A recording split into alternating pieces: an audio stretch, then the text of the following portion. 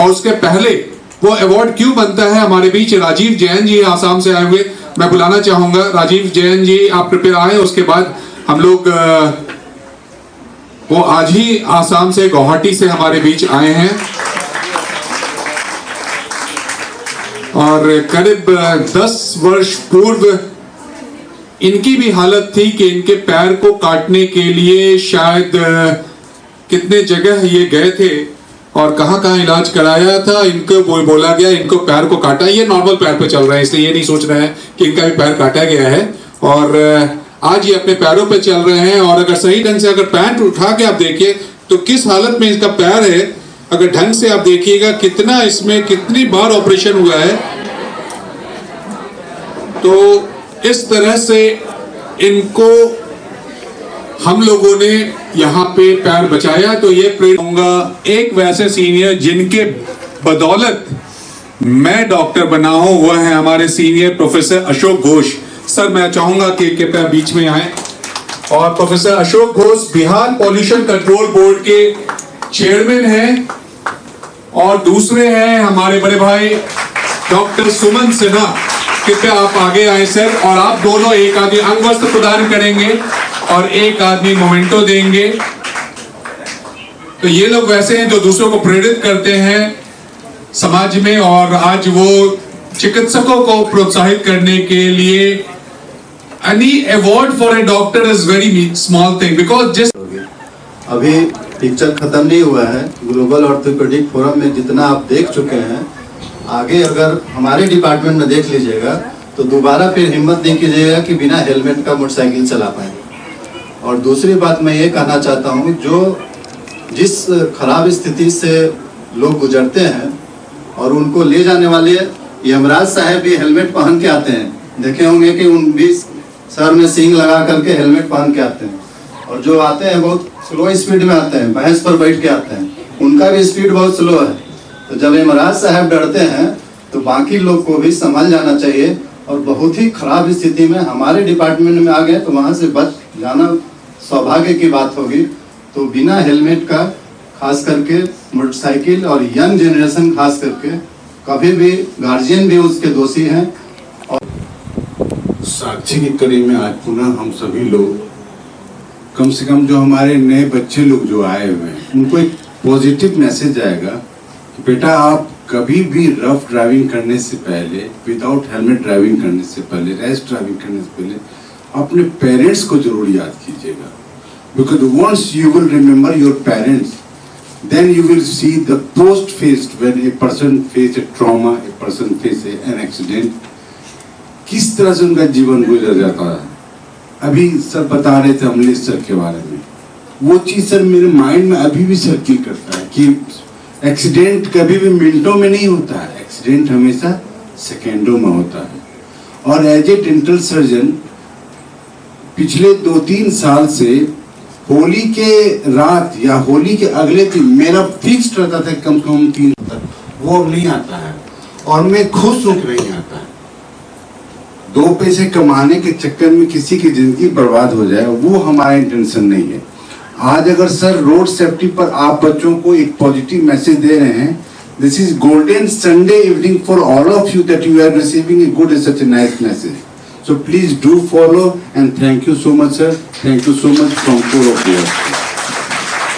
Thank you doctor Kumar Manvendra. एक सरोकार रहता है, एक अच्छा मैसेज जाता है, लोगों का भला होता है।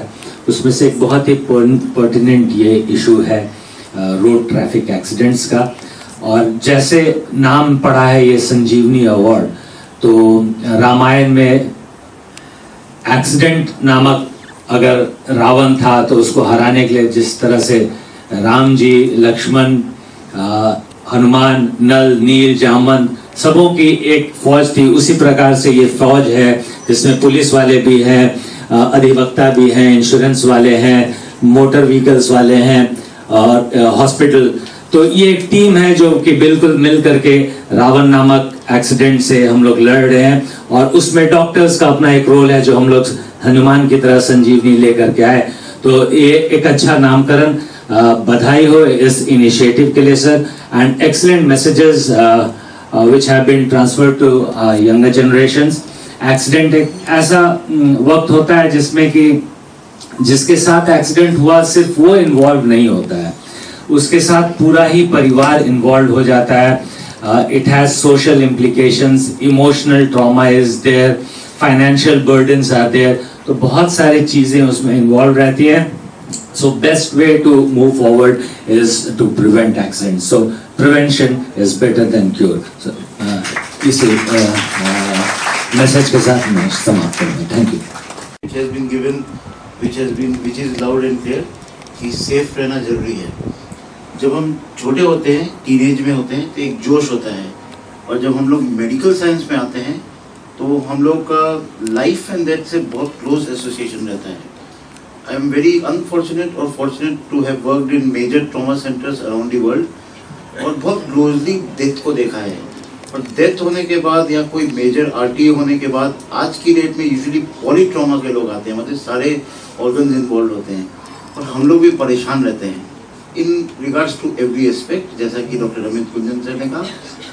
But what I am very happy here कि आज स्कूल के बच्चे आए थे और बहुत सारी चीज़ें डिस्कस किया, और काफ़ी नए सारे इन्फोर्समेंट्स भी आ गए इंडिया में।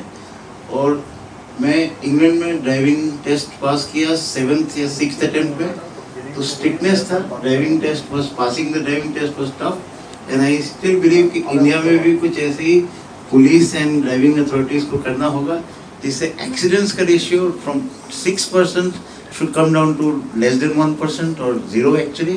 So I'm again thankful to Amulya sir, ma'am, Team Global and everybody here for presenting this award to me. Thanks.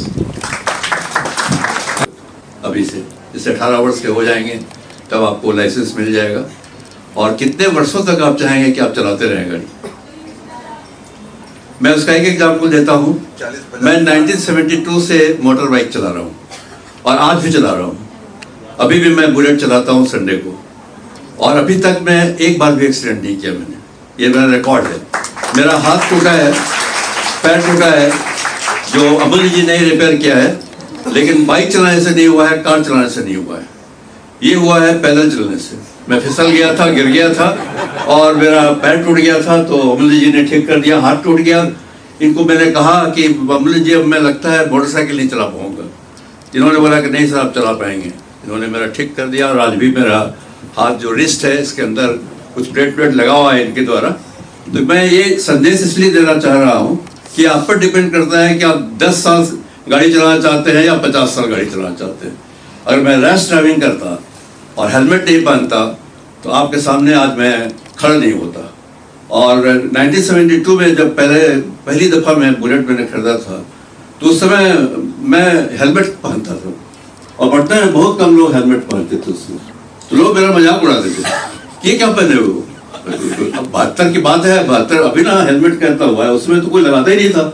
लेकिन हम बोलते थे कि मेरा सर इम्पोर्टेंट है, मैं पढ़ाता हूँ, तो अगर मेरा सर ही फूट जाएगा तो मैं पढ़ा नहीं पाऊंगा। ये रोजी रोटी का सवाल है, इसलिए मैं हेलमेट पहनता हूँ। तो आप हेलमेट पहनिए अपने सुरक्षा के लिए, पुलिस वालों के डर से नहीं, सर के डर से नहीं। आपका दिमाग इम्पोर्टेंट है, आपका शरीर इम्पोर्टेंट है, वो ठीक रहेगा तो बहुत दिन लंबे समय तक गाड़ी चलाते रहिएगा, और साथ में समाज को भी कुछ दे पाइएगा। धन्यवाद अमूल और सर, मैं चारों अवॉर्डीज को एक रिक्वेस्ट करूंगा कृपया। मैं कीमोथेरेपी की डॉक्टर हूँ और मेरा पेशा है पेशेंट्स को कीमोथेरेपी देना। तो एक लेडी मेरी पेशेंट हुआ करती है और उनको ब्रेस्ट कैंसर था।